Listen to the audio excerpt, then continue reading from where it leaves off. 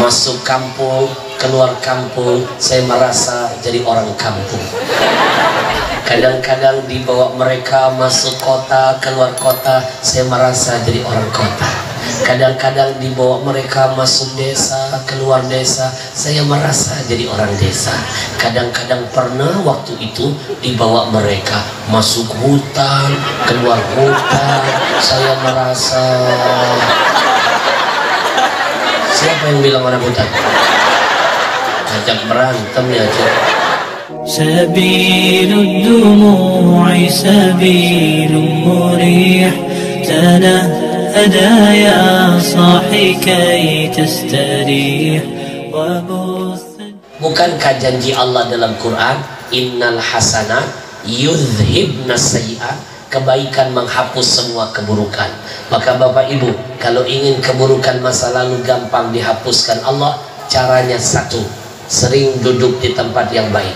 Dua, banyak-banyak berteman dengan orang baik. Tiga, jangan malas-malas melakukan kebaikan, karena semua yang baik-baik akan menjadi penghapus semua yang buruk-buruk. Alhamdulillah. Al-makan bil makin. Ingatin, al-makan bil makin. Suatu tempat bisa jadi mulia tergantung siapa yang pernah masuk ke dalamnya. Kalau tempat itu dimasuki orang yang mulia, apalagi pernah ditinggali orang mulia, tempat itu ikut jadi mulia. Mau jadi apa tempat tergantung siapa penghuninya. Luar biasa indah mimpinya. Plus saya ditraktir makan tadi, ada ikan kakap, ada cumi-cumi, semua lengkap. Saya sambil makan sambil menghitung berapa banyak pahalanya. Kalau air saja ngasih anjing bisa dapat pahala, apalagi yang tadi. Saya langsung teringat pesan guru saya, ada 4. Catat-catat, ini viral, ini viral. Siapa yang meniru berarti copy paste saya. Ini baru sekarang. Ada 4 yang membuat makanan itu terasa nikmat disantap. Saya pastikan kalau 4 perkara ini ada, makanan terasa nikmat disantap. Nikmat ada 4. 1, makan ketika sehat.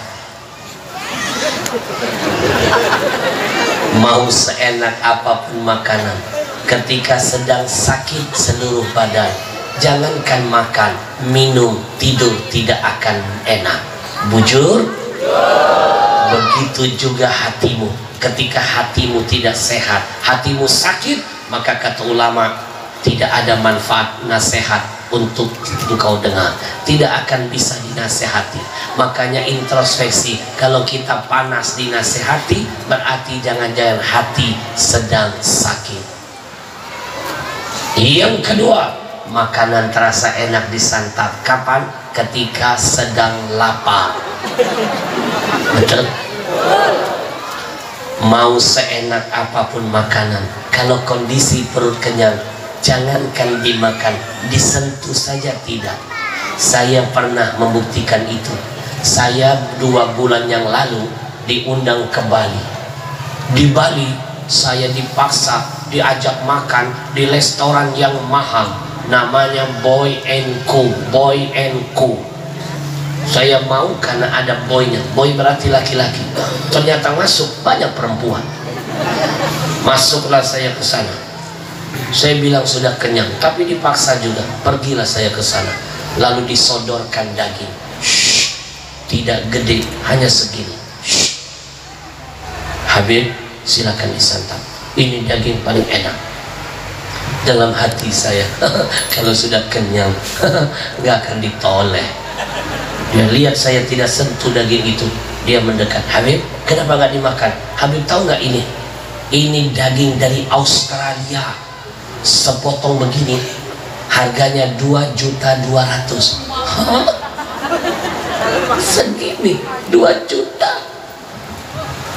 Dia lihat saya tidak sentuh itu, dia minta pelayannya, ambilkan daging yang paling spesial. Dibawakan daging spesial. Saya lihat apa yang spesial, bentuknya sama. Saya tanya, apa yang spesial? Beda. Kalau ini Australia, harganya 2.200.000. Lah kalau ini USA, paling mahal. Segini harganya 3.300.000. Hah? Mendingan beli seekor kambing, bisa makan satu kampung.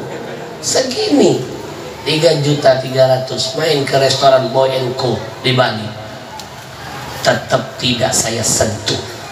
Mau enak, mau mahal, gak saya sentuh. Orang lagi kenyang, sampai pulang gak saya sentuh, cuma dibungkus doang.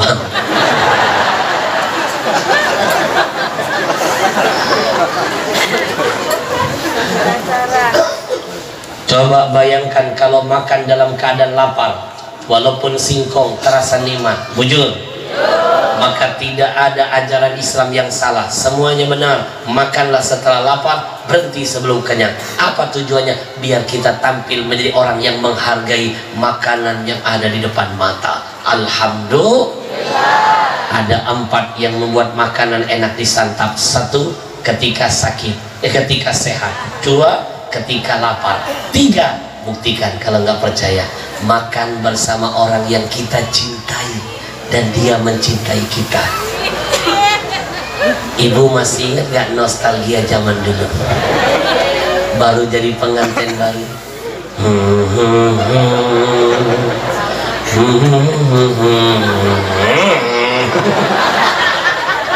judul lagunya ngeden. Ayo, masih ingat gak nostalgia waktu jadi pengantin baru? Betul?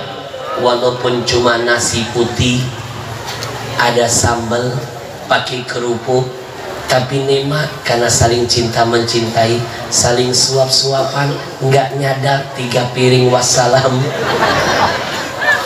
Betul? Coba kalau bapak ibu makan diundang oleh musuh kita, orang yang membenci dengan kita, sering kepo dengan kita, sering fitnah, sering seuzon. Walaupun makanan di mejanya full, saya pastikan jangankan menyentuh makanan, minum saja kita takut. Jangan-jangan ada cyanida. Bujur. Ada 4 yang membuat makanan terasa nikmat. 1, makan ketika sehat. 2, makan ketika. 3, makan bersama orang yang mencintai dan kita cintai.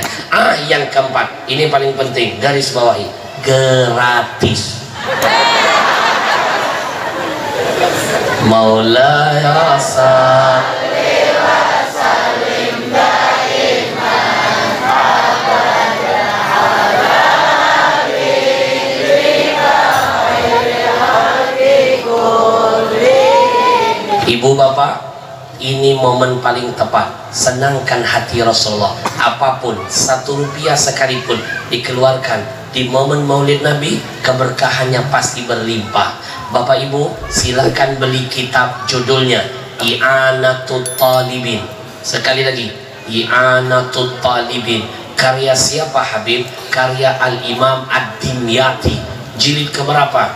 3. Maaf, jilid keempat. Jilid ketiga, halaman 364. Buka. Saya mutolaah sebelum kesini. Apa di sana ada cerita Al-Imam Hasan Al-Basri, ulama besar di abad itu. Imam Hasan Al-Basri, beliau pada bersumpah, demi Allah, saya Hasan Al-Basri, kalau seandainya saya memiliki harta emas mithla Jabali Uhudi zahaban, emas itu sebesar gunung Uhud, la unfiqahu fi qiraati maulidun nabi, aku akan infakkan semua hartaku emas segede gunung Uhud untuk memeriahkan acara maulid Nabi Muhammad.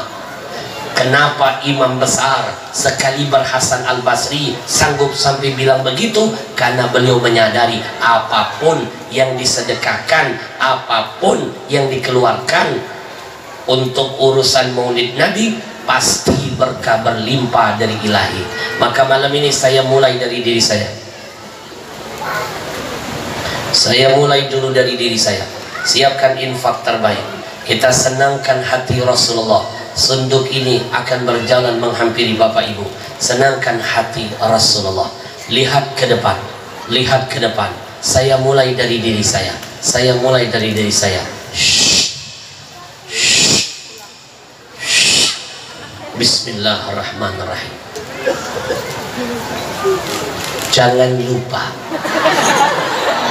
ingatlah dengan pesan Nabi, ma'akalta fa'afnaita. Kata Nabi, apa yang kalian makan pasti busuk. Wa ma labista fa'ablaita. Apa yang kalian pakai pasti lapuk. Wa ma tasaddaqta fa'amdaita. Yang kau sedekahkan, kata Nabi, kekal abadi selama-lamanya. Siapkan sesuatu yang kekal buat kita. Saya mulai dulu dari diri saya. Bismillahirrahmanirrahim. Jangan lupa pesan Nabi yang kedua, mana qasamalun min sadaqatin. Tidak akan berkurang, kata Nabi, harta apapun yang kau sedekahkan. Yasdad, yasdad, yasdad. Bertambah, bertambah, pasti bertambah. The more you give, the more you get. Do you understand? Allah, yes, yes. Acil sok paham, padahal katrok. Orang saya aja nggak ngerti. Itu bahasa Inggris, you know. The more you give, the more you get. Artinya jangan buang sampah sembarangan. Semakin banyak kita memberi, makin banyak yang kita terima gantinya. Saya mau tanya dulu, Bapak Ibu, percaya nggak? Tidak ada istilahnya orang yang rajin sedekah jatuh miskin, gak ada. Yang ada, makin kencang sedekahnya, makin berkah usahanya, makin berkah hartanya, makin bahagia hidupnya. Saya mau tanya semuanya, bantu saya, jawab yang kompak. Percaya nggak apapun yang dikorbankan untuk Allah pasti bertambah? Percaya? Lebih kompak, percaya? Saya kasih contoh biar nambah percaya. Bapak Ibu pernah lihat kambing nggak? Anak-anak pernah lihat kambing? Bantu Habib dong, bantu Habib. Suara kambing seperti apa? Pinter, bocah saja tahu loh mana suara kambing. Anak-anak pernah lihat anjing? Pinter, bantu Habib lagi dong. Suara anjing seperti apa? Anak kecil tahu suara anjing. Saya doakan kamu jadi menteri agama. Biar bisa bedain mana suara anjing, mana suara azan. Masuk Pak Eko. Betul. Siapapun orangnya, mau dia menteri, mau dia presiden, mau dia raja, mau dia siapapun, kalau menghina kalimat azan, demi Allah murtad iman. Jangan main-main. Betul? Mulai dari awal takbir sampai akhir azan itu kalimat thayyibah semuanya. Diawali takbir, diakhiri dengan kalimat tauhid. Siapa yang menyamakan suara azan dengan suara anjing, murtad. Mau dia menteri agama sekalipun, gugur imannya. Betul? Saya orang pertama yang tidak akan ridho. Jangan main-main. Betul?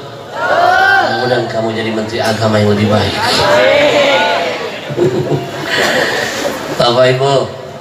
Bapak Ibu, ada anjing sama kambing. Saya tanya lagi, dari dua binatang ini, mana yang lebih banyak jumlahnya? Anjing atau kambing? Pasti kambing. Makanya seorang pengembala kambing punya 1000 kambing, cukup dijaga seekor anjing. Saya tanya lagi, jawab yang kompak.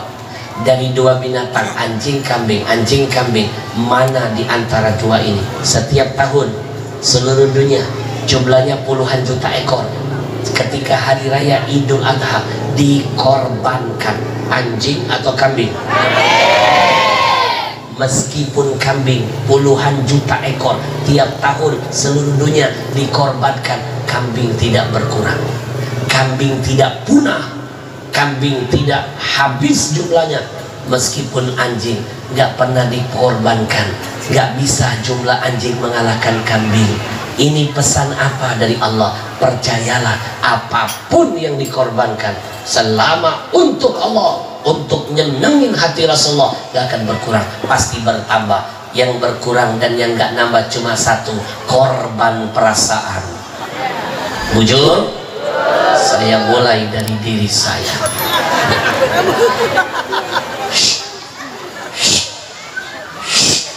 Bismillahirrahmanirrahim. Jangan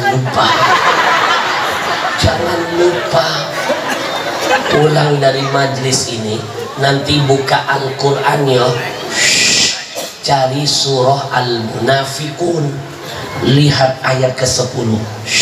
Di tengah-tengah ayatnya ada bocoran dari Allah. Ada orang yang mati, menangis, minta dihidupkan lagi, walaupun sebentar saja. Bukan mau sholat, bukan mau puasa, bukan mau haji. Yang mati minta dihidupkan sebentar saja agar bisa bersedekah. Mana ayatnya? Rabbi laula akhartani ila ajalin qarib fa asaddaqa wa akum minas salihin. Ya Allah, kalau seandainya kami dihidupkan kembali, kami ingin sedekah ya Allah, agar kami digolongkan jadi orang soleh. Kata ulama, mikir.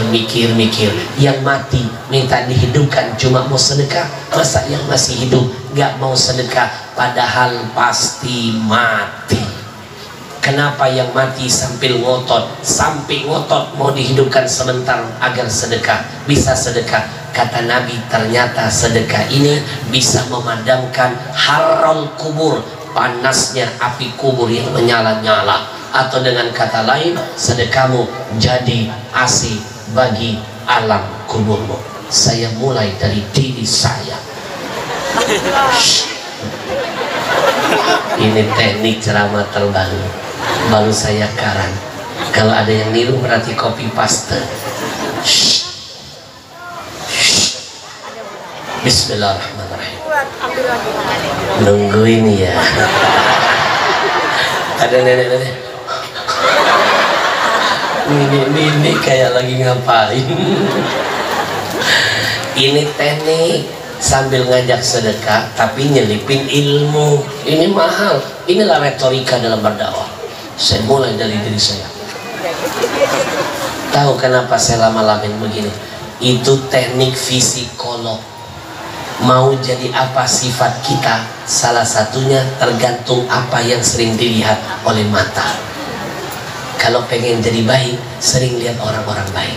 Maka kenapa di rumah sering ditaruh foto guru jai, di hotel ada foto guru jai, di rumah ada foto Habib Umar, foto wali-wali orang soleh. Itu riyadhah ainiyah, olahraga mata, biar membakar semangat, motivasi ingin meniru apa yang dilihat. Karena mau jadi apa orang tergantung apa yang dilihat. Sering lihat maksiat, cenderung berbuat maksiat. Sering lihat kebaikan, pasti senang dengan kebaikan. Takbir. Sering lihat warna merah, nanti ngeluarin warna merah.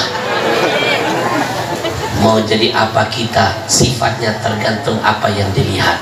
Petugas kamar mayat rata-rata punya sifat jarang senyum. Tahu kenapa? Karena matanya sering lihat mayat. Adakah mayat cengar-cengir? Kalau ada, petugasnya jadi mayat berikutnya. Saya punya teman gak pernah senyum, 10 tahun berpisah. Ketemu ada yang berubah dari sifatnya, murah senyumnya. Saya curiga, saya tanya, kenapa pian sekarang murah senyumnya? Dia bilang, alhamdulillah Habib, saya sudah dapat pekerjaan. Oh, kerja di mana? Rumah sakit jiwa. Pantas. Sering melihat orang gila ketawa, ketular jadi sifat. Saya mulai dulu dari diri saya. Bismillahirrahmanirrahim. Pasang niat. Pasang niat. Apa niatnya Habib? Ya Allah, kalau seandainya infakku malam ini kau ridhoi dan ada kebaikan dan keberkahannya, aku bertawassul dengan kebaikan itu. Jadikan ini jadi perangku membuat doaku cepat kau ijabah. Ya Allah, jadikan anak cucuku ada yang jadi penghafal Quran. Aku dulu pernah cita-cita ingin jadi penghafal Quran, tapi aku gagal ya Allah. Sekarang usiaku sudah tua, jangankan menghafal surah, nama cucu saja lupa. Jadikan anak cucuku ada yang jadi penghafal Quran. Bolehkah bertawassul dengan amal kebaikan? Boleh. sunnah. Yang nggak bolehin cuma Wahabi doang, bungul-bungul pintar. Orang bertawasul bid'ah, orang berwasilah bid'ah. Padahal ada dalilnya. 3 orang pemuda terjebak dalam gua. Kenapa doanya cepat dijabah? Kenapa selamat dari kematian terkubur dalam gua? Karena 3-tiganya menyebut-nyebut kebaikan sebelumnya. Bukankah itu tawasul? Maka kalau antum berbuat kebaikan, sayang kalau nggak disebut-sebut. Sebut di hadapan Allah, ya Allah, kalau seandainya sedekahku ini ada pahala dan kebaikannya, aku bertawasul, jadikan di perangku, kabulkan doaku, hajatku. Sebutkan satu persatu, tutup dengan Al-Fatihah, buktikan doanya cepat diijabah. Saya mulai dari diri saya. Bismillahirrahmanirrahim. Niatkan anak kita ada yang jadi ulama besar. Siapkan infak terbaik, senangkan hati Rasulullah. Demi Allah, apapun malam ini yang diniatkan untuk menyenangkan Rasulullah, Allah gak diam, Allah senangkan kita nanti dunia sampai akhiratnya. Kita iringi dengan salawat. Sallallahu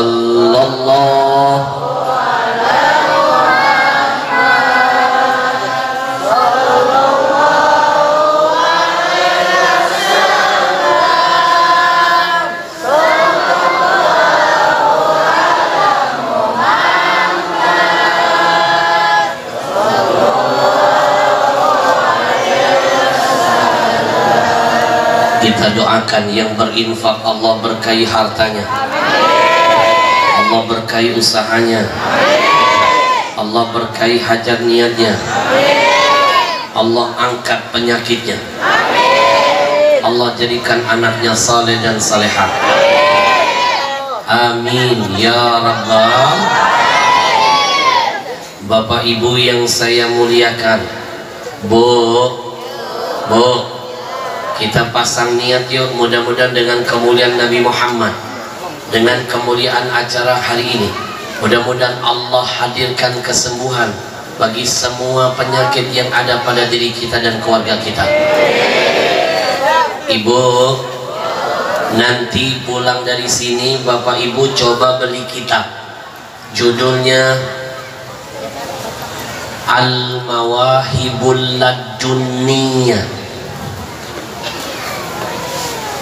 karya Al-Imam Al-Qastalani. Ketika saya baca kitab itu, saya terharu. Ada sebuah cerita, Al-Imam Al-Qastalani bertahun-tahun Pak diuji Allah kena penyakit, keliling cari obat, dari tabib ke tabib, dari tabib ke tabib, tapi penyakitnya tidak kunjung sembuh. Dulu tidak ada rumah sakit, dulu belum ada dokter, yang ada tabib. Bapak Ibu mau tahu bagaimana Allah hadirkan obat paling dahsyat untuk menyembuhkan penyakit Al-Qastalani? Tidak lain karena kemuliaan Nabi Muhammad.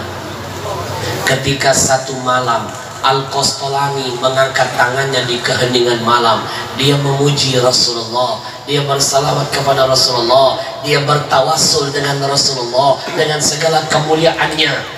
Tolong diingat, kalau sudah nyebut Nabi, Allah sensitif. Satu kali nyebut nama Muhammad, respon cepat. Masih ingat gak kasus Nabi Adam? Ratusan tahun Nabi Adam berdoa minta ampun, baca ayat Rabbana zalamna anfusana wa illam taghfir lana wa tarhamna lanakunanna minal khasirin. Tidak pernah dijawab Allah, tidak pernah diperdulikan Allah. Tapi ketika Nabi Adam satu kali menyebut nama Muhammad dalam doanya, respon Allah begitu cepat. Allah langsung jawab Nabi Adam. Maka apapun yang disandarkan dengan kemuliaan Nabi Muhammad, responnya Allah begitu dahsyat. Al-Imam Al-Qastolani berharap kesembuhan. Ya Allah, dengan kemuliaan nama Muhammad, angkat penyakitku, sembuhkan ya Allah, sembuhkan ya Allah. Lalu malam itu dia tertidur. Idh ja'a rajulun. Dalam tidurnya dia dimimpikan Allah, datang seorang laki-laki. Wa ma'ahu qirtasun. Lelaki itu membawa surat di tangannya. Wa yuktabu fihi. Di surat itu tertulis hadza minal hadratis syarifah. Surat ini dari Rasulullah. Dia buka surat dari Nabi. Apa yang tercatat di dalamnya? Ada kalimat langsung dari Nabi. Hadza dawaun lidai al-Qastolani. Ini obat dari Rasulullah untuk penyakit al-Qastolani. Ibarat bahasa keren, resep dokter dari Rasulullah. Maaf, kalau ditanya siapa ulama yang dapat resep dokter dari Rasul, al-Qastolani. Tapi kalau siapa ulama yang dipakaikan selendang oleh Rasulullah, adalah Al-Busiri. Terbangun Al-Qastolani dari tidurnya. Begitu terbangun, dia kaget, penyakitnya sudah diangkat Allah, disembuhkan Allah berkat kemuliaan siapa? Habibuna Muhammad sallallahu Maulaya salli wa sallim daiman abada.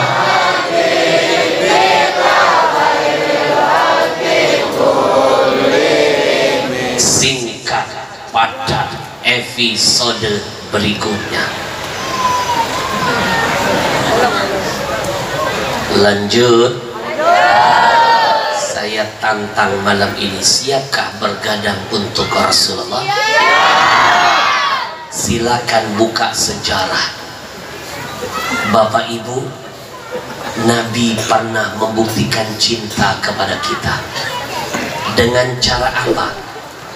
Nabi korbankan nyawanya untuk mengantarkan iman kepada kita, iman dan Islam. Malam ini kita cuma ngorbanin waktu saja. Gak ada apa-apa dengan pengorbanan Nabi buat kita. Bapak Ibu, Nabi pernah berkorban untuk kita. Nabi pernah bermandikan darah di sekujur tubuhnya. Untuk apa? Menghantarkan hidayah buat kita. Malam ini kita cuma mandi keringat doang. Gak ada apa-apa dengan pengorbanan Nabi buat kita. Jangan katakan cinta kalau tidak bisa berkorban. Al-hub yahtaju ila burhan. Yang namanya cinta butuh pembuktian. Saya tantang malam ini, setengah jam lagi sanggup? Orang hebat semua. 1 jam lagi sanggup? Orang kuat semua. 2 jam lagi sanggup? Orang nyiksa semua. Maaf, saya nggak sanggup. Bu, 1,5 jam loh lebih ngaji dengan saya, nggak terasa. 1,5 jam nggak terasa. Jawab yang kompak. 1,5 jam ngaji dengan Habib terasa tidak? Yang benar. Yang kompak dong, terasa tidak? Saya yang merasakan. Suara sudah serah. Saya boleh minum dulu nggak? Minum dulu ya. Kalau tadi air jeruk panas, sekarang air putih dulu.